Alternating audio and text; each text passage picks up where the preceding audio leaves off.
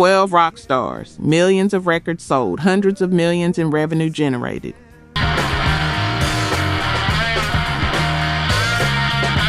And every single one of them, every single one, died with less money in their account than you probably have right now. Not because they failed. They didn't fail. The music sold, the concerts packed. And now it's only fair that the riffs became the soundtrack of your life. But the money, it went somewhere else. This is what really happens when the industry gets its hands on you. Number 12, Rodriguez. Sixto Rodriguez.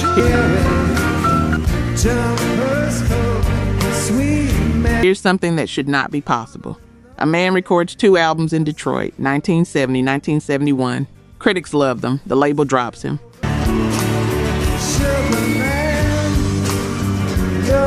He disappears from music, goes back to demolition work, tearing down walls, working construction, raising his daughters in a crumbling house in one of the toughest neighborhoods in Detroit.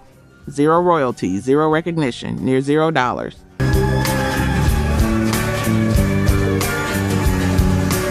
Meanwhile, on the other side of the world, a bootleg tape makes it to South Africa, and something happens that no one can explain. Rodriguez's music takes off, not a little, not cult level.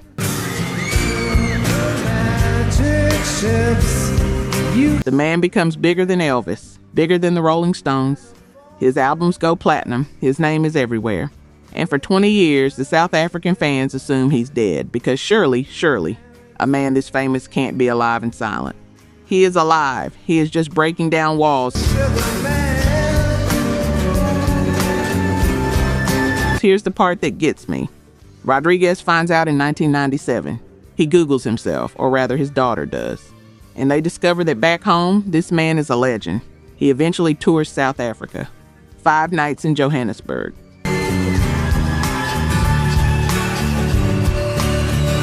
$700,000 for those 5 nights alone. And you know what he does with the money?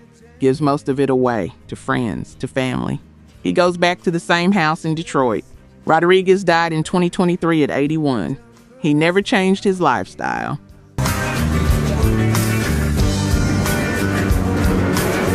But for the first 25 years after those albums dropped, he was invisible and compensated, living on nothing while his music sold millions on a continent he couldn't afford to fly to. That's not a fall from grace.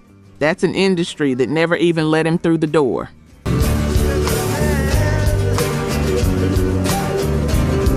Number 11, Noel Redding, The Jimi Hendrix Experience. You've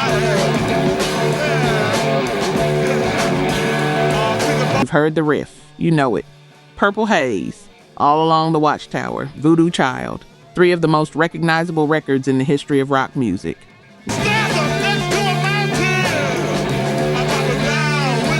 Noel Redding played bass on every single one of them.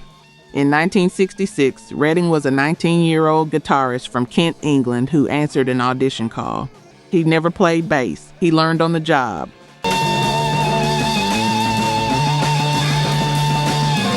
What followed was 3 years of some of the most explosive, culturally seismic music ever put to tape. Are You Experienced? Axis, Bold as Love, Electric Ladyland, records that still sell today, records that stream billions of times.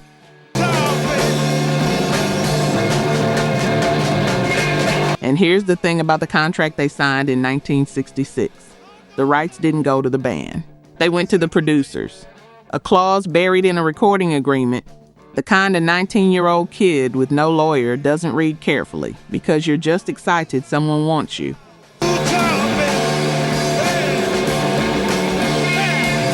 Signed away Redding's ownership before the first track was ever mixed. After Hendrix died in 1970, Redding was paid $100,000 for his contributions and told to sign a release.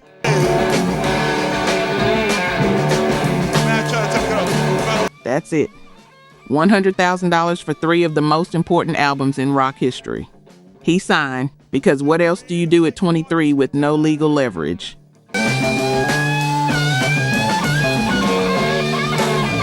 Noel Redding spent the next 3 decades fighting, filing claims, chasing contracts. trying to untangle what his estate would later call a labyrinth of signed agreements, verbal deals, dodgy investment schemes, and companies that didn't actually exist. He died in 2003, aged 57.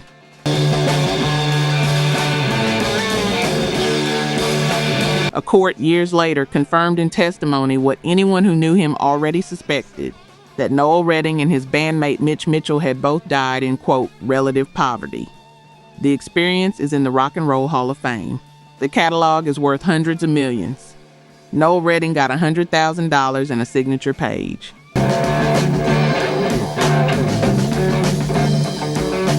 Let's look at the numbers. Only 9% of you are actually subscribed. Honestly, that's tough to see. Our team spends days hunting down archives and verifying every single fact just to tell these stories right. If you've made it this far into the video, you're clearly part of the community, so please hit subscribe. It costs nothing and helps us immensely.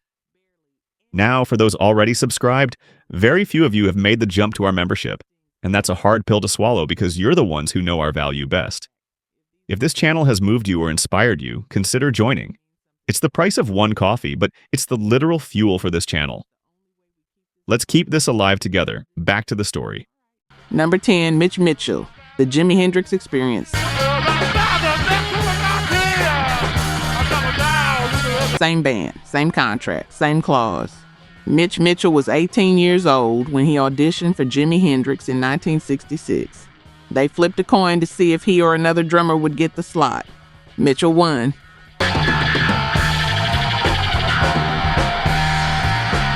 And what he brought to those sessions, that loose, almost jazz-inflected attack, the way he played with Hendrix rather than underneath him, helped define what rock drumming could be.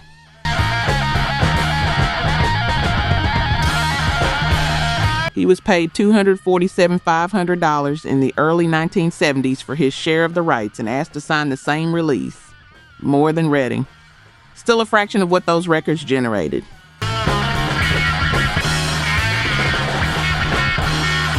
If you've ever done the math on what you sold versus what you saw, if you've ever done good work and watched someone else collect the check, you know what that arithmetic feels like. And you know it doesn't get easier over time. It festers.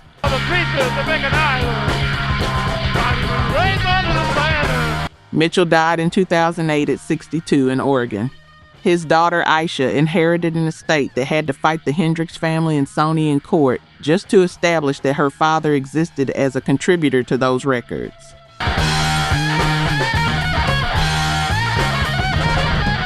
The court ruled against them in 2025. Two of the three musicians who created the Jimi Hendrix Experience ended their lives with almost nothing to show for it financially. The third member had $20,000 in his account when he died at 27. Stay with me.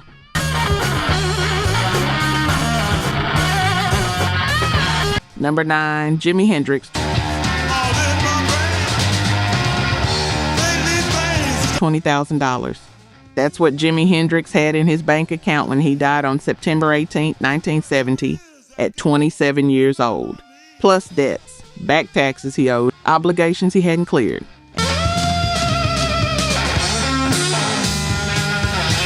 And I know what you're thinking. He was 27. He'd only been recording for 4 years. Maybe he just hadn't had time to accumulate. But listen.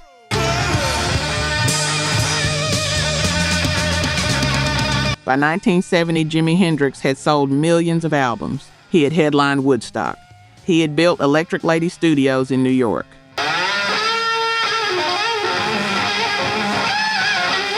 Built it, his name on the door, a studio that cost $2 million to construct. He was, by any reasonable measure, one of the most commercially successful musicians on the planet.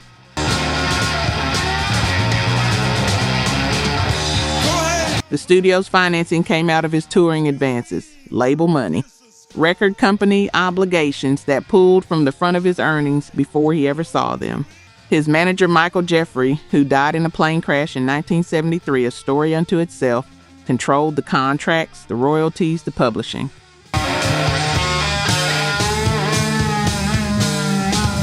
And the money that flowed from those sources flowed in directions Hendrix often couldn't track. He died without a will, no estate plan. He was 27. He probably thought he didn't need one. He was wrong.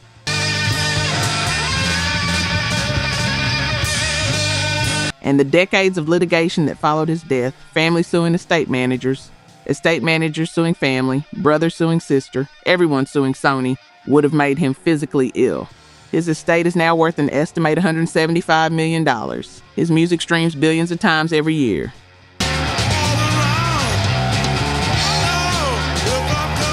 And Noel Redding and Mitch Mitchell, who played on every track of that catalog's most important era, died with almost nothing. $20,000. That's what was left. And that should sit with you.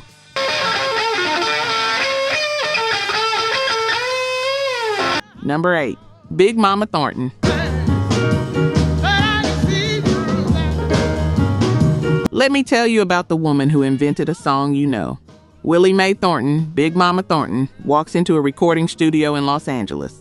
350 pounds of pure authority, voice like a freight train.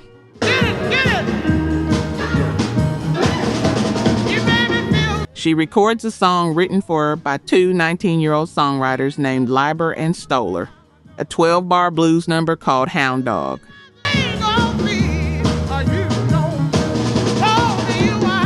The record comes out in February of 1953 and spends 7 weeks at number 1 on the Billboard R&B chart. Sells over 500,000 copies. At that time, that's a phenomenon. Then Elvis covers it in 1956 and sells 10 million copies.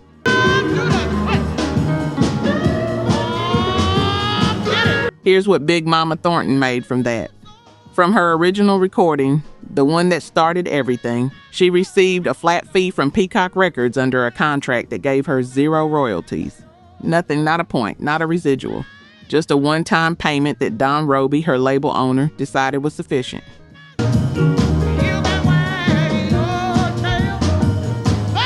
And because the writing credit went to Leiber and Stoller, not Thornton, who brought the blues, phrasing, and the vocal arrangement that made the song what it was. When Elvis covered it, the songwriting royalties went to 2 other men.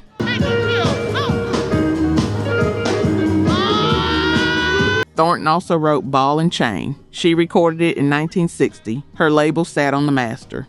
Didn't release it until 1968, by which point Janis Joplin had already recorded her own version and made it famous, using a tape of Thornton's unreleased original as the template.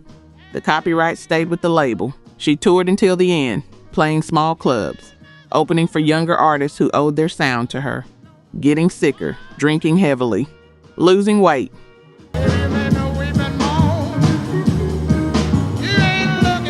This woman, who had once commanded a stage at 350 pounds, shrank under 100 pounds toward the end. Under 100. Big Mama Thornton died July 25, 1984. She didn't leave any money behind. Her friends arranged the funeral. She was buried at Inglewood Park Cemetery in Los Angeles, sharing a small headstone with 2 strangers.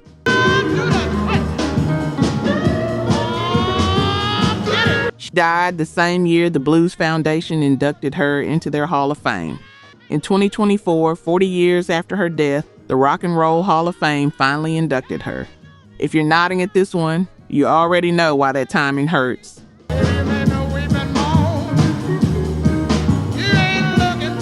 Number 7, Paul Di'Anno, Iron Maiden.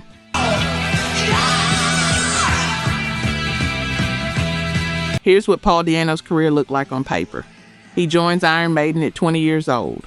They released their debut album in 1980.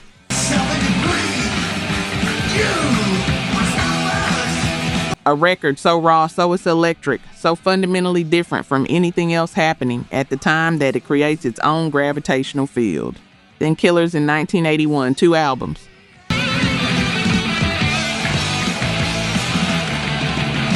The foundation of one of the biggest heavy metal bands in the history of music, and then he's gone. Fired at 23, too much partying, too much chaos.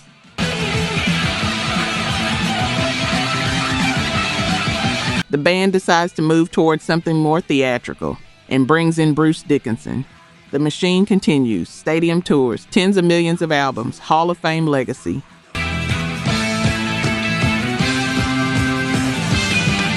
Here's what Paul Di'Anno gets from all of that: a buyout, a one-time payment. No ongoing royalties from the Maiden catalog after his departure. Those first two albums that Iron Maiden still plays songs from tonight in arenas, generate exactly zero income for the man who sang them into existence.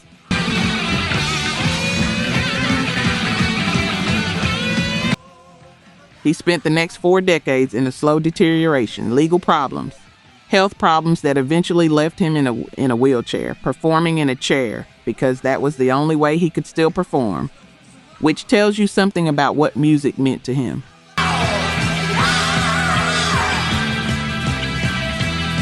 In his final years, he sold his royalty rights, not to the Maiden catalog, to whatever post-Maiden rights he still held, for £50,000.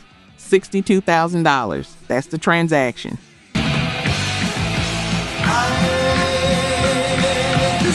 Paul Di'Anno died October 21, 2024 at 66 at his home in Salisbury, England. The same Maiden songs playing in arenas that night. His name on the liner notes. His voice on the record. And about $62,000 between him and everything.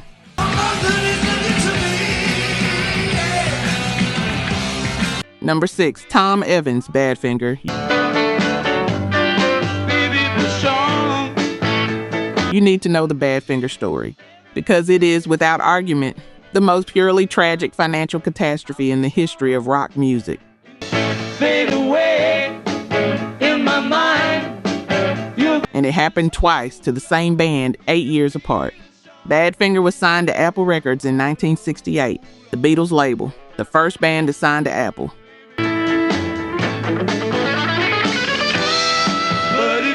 They were supposed to be the next Beatles. People said that, not as hype, as genuine assessment.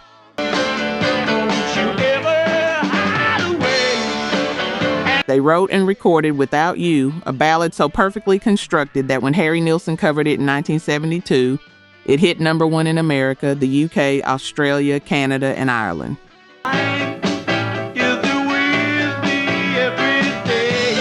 When Mariah Carey covered it in 1994, it hit number 1 again.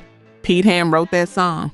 In 1975, Pete Ham was 27 years old, 3 days away from his 28th birthday, living in a house in Surrey that was being repossessed.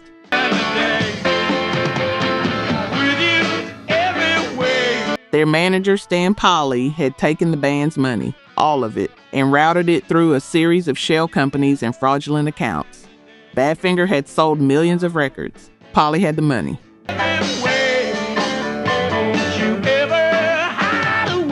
Pete Ham had nothing but debt and a lawsuit he couldn't win, and a pregnant girlfriend he couldn't provide for.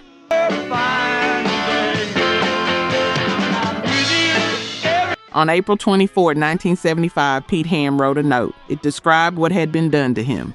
And then he walked into his garage, 3 days short of 28.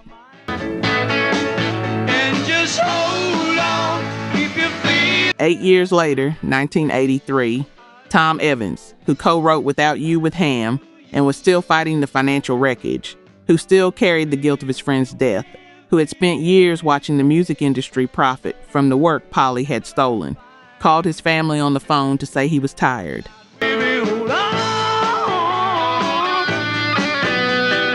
And then Tom Evans walked into his garden, 2 songwriters. One song that made 2 separate artists number 1, 23 years apart. $0 from any of it.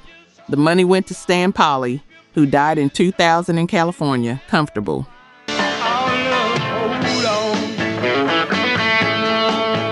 If you've ever built something with people you trusted and watched it get taken from you, not even from you, from all of you together, you know that's not just a financial loss. It breaks a different part of you, and it doesn't come back the same way.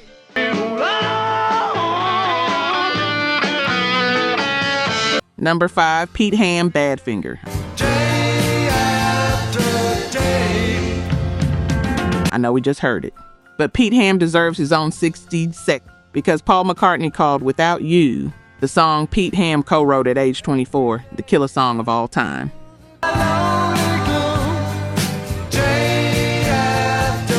The killer song of all time. Those exact words from Paul McCartney. And Pete Ham died 3 days before his 28th birthday with nothing. His girlfriend Ann was 7 months pregnant. She gave birth to a daughter, Patera, 2 months after his death.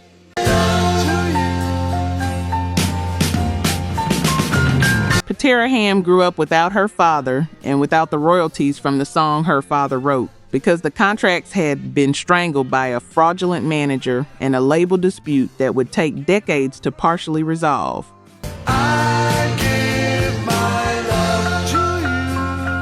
In 1997, the Ivor Novello Awards, one of the most prestigious songwriting honors in the UK, posthumously gave Pete Ham a Lifetime Achievement Award. He wrote the killer song of all time.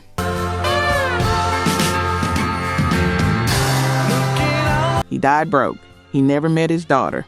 And whether we're doing enough to keep his name where it belongs, I'll leave that one in the comments.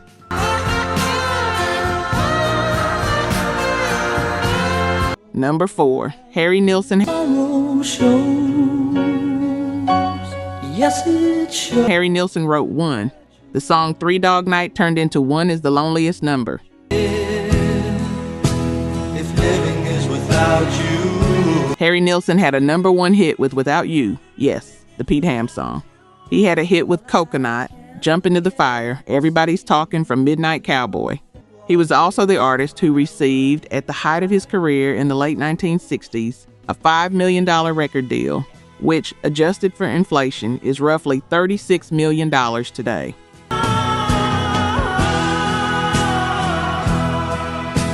At the time, it was the largest recording contract in history, and Harry Nilsson died in 1994 with a net worth of -$1 million.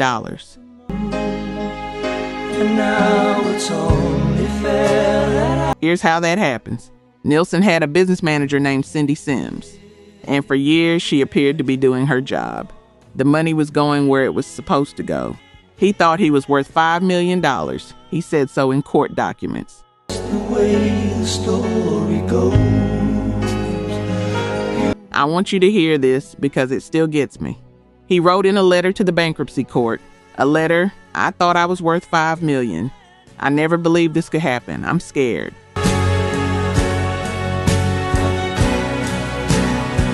In 1991, Sims was arrested. She had been systematically stealing from multiple clients, including Nilsson, pocketing millions across years of apparently normal-looking financial management.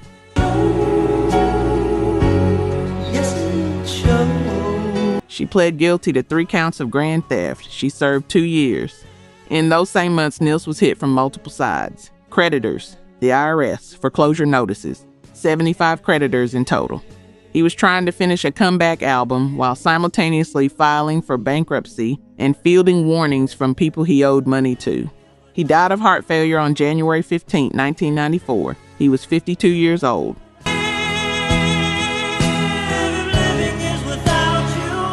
His biggest fear in life, he wrote in that letter, was ending up broke. He was born with a heart condition. And I don't know, I genuinely don't know, how much of those final years of fear and stress contributed to what killed him. But some of y'all reading that know exactly how I feel about that question. I should let you know what you... Number 3, Marvin Gaye. Before you ask, yes, Marvin Gaye belongs here. Because the rock train does not run without What's Going On. It does not run without Let's Get It On, or I Heard It Through the Grapevine, or Mercy, Mercy Me.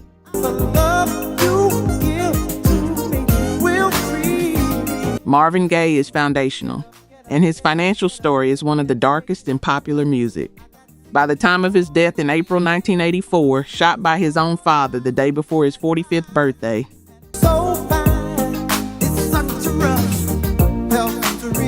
Marvin Gaye's estate was insolvent. That's the legal word, insolvent.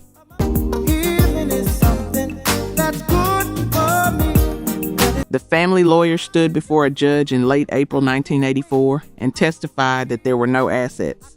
None. He wasn't even sure how deep the debt went.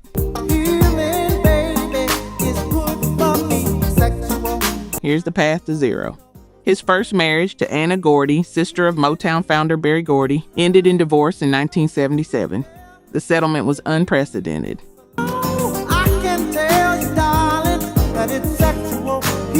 Gaye agreed to give Anna the royalties from his next album. The album he recorded for that settlement was Here, My Dear.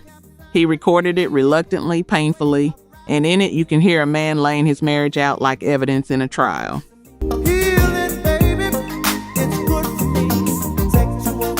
It was one of the most emotionally raw albums ever made. It also sold poorly on release, which meant the settlement payments weren't what they needed to be.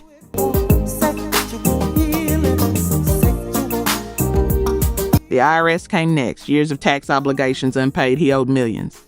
He moved to Belgium to escape the pressure, lived in a motorhome, came back only for Sexual Healing. 1982, number 1, Grammy for Best R&B Song. People thought he was back. He was not back.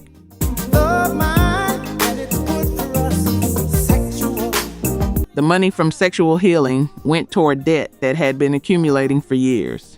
By 1983, he was living in his parents' house in Los Angeles.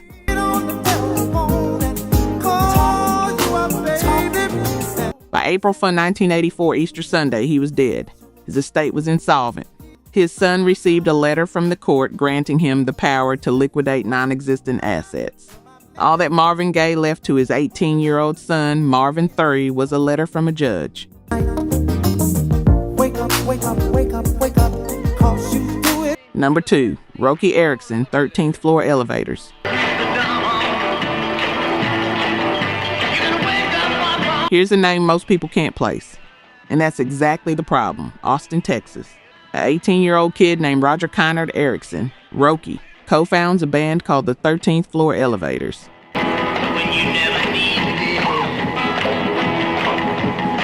They record a song he wrote in high school called You're Gonna Miss Me.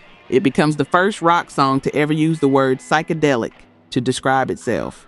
And what comes out of those sessions, that howling, unhinged, entirely original sound, doesn't just start a band.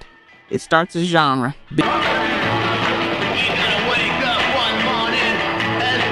Billy Gibbons of ZZ Top said Roky Erickson created his own musical galaxy. R.E.M., Primal Scream, the Jesus and Mary Chain, they all showed up on a tribute album in 1990 just to say thank you.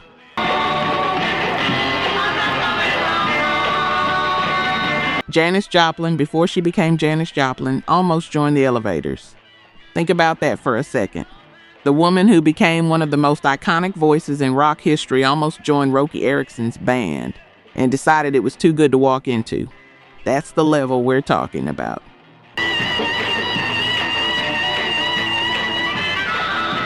Now here's what the 13th Floor Elevators contract with International Artist Records actually said.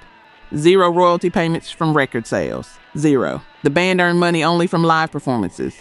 Everything the records generated, every copy sold, every dollar the label collected, stayed with the label.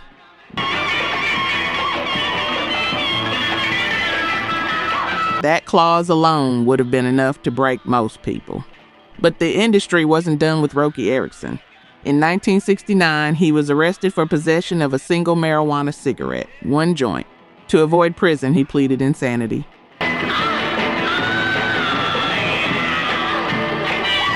And what followed was 3.5 years inside Rusk State Hospital for the Criminally Insane, where he was subjected to electroconvulsive therapy and Thorazine treatments until the man who walked in was barely recognizable in the man who walked out.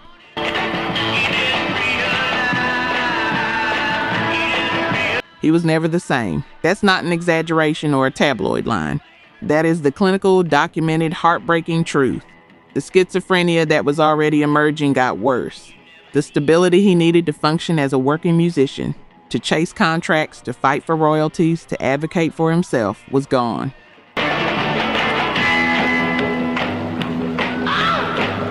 And without that stability, the industry had no obligation to find him. He spent decades in near total poverty, living in squalor in Austin, hoarding mail, barely functioning. His own mother at one point took legal guardianship over him, not to help him, but to control the small trickle of royalties and benefits that came in, using them to pay her own bills.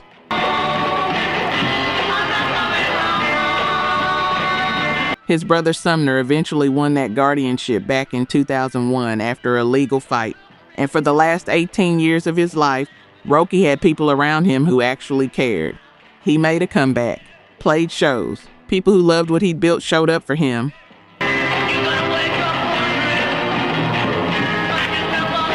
And I don't want to strip that from his story, because he deserved every one of those rooms. But here's what I keep coming back to. Roky Erickson invented a sound that built careers for dozens of bands over 6 decades. He did it at 18.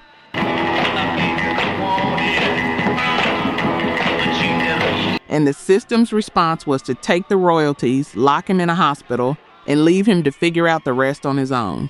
He died May 31, 2019 in Austin, 71 years old, the city he'd put on the map for rock music. You're gonna miss him. You already do. Most people just don't know his name well enough to realize it yet. Number 1 is next, and you already know it's Badfinger.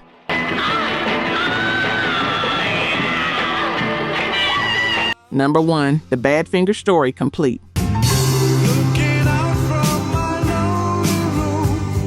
Wait, I already told you Badfinger. But I didn't tell you the full version, because the full version includes what Stan Polly actually did, and what he got away with. Polly became Badfinger's manager in 1972 after they moved from Apple Records to Warner Brothers.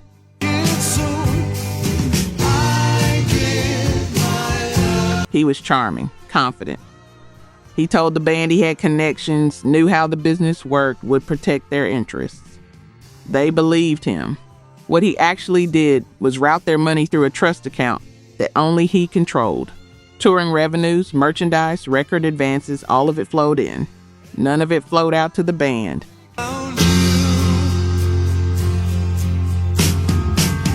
When Badfinger played for promoters, promoters sent checks to Polly. Polly deposited them. Polly kept them.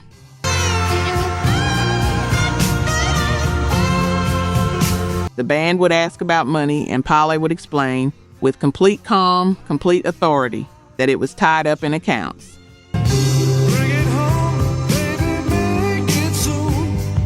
Incoming soon, the business was complex. Meanwhile, the band's bills piled up. Warner Brothers eventually froze Badfinger's accounts due to a contractual dispute. Not with the band, with Polly, which effectively killed the band's ability to tour, record, or function.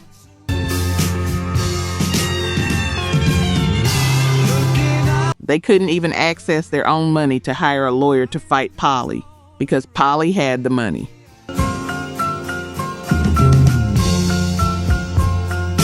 Pete Ham died in April 1975. The band eventually reformed, fractured, reformed again.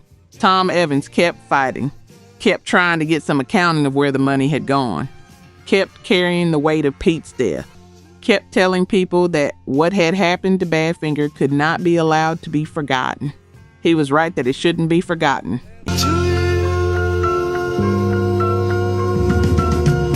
In 1983, Tom Evans died. Stan Polly was never criminally charged for what he did to Badfinger. He died in Thousand Oaks, California in 2000.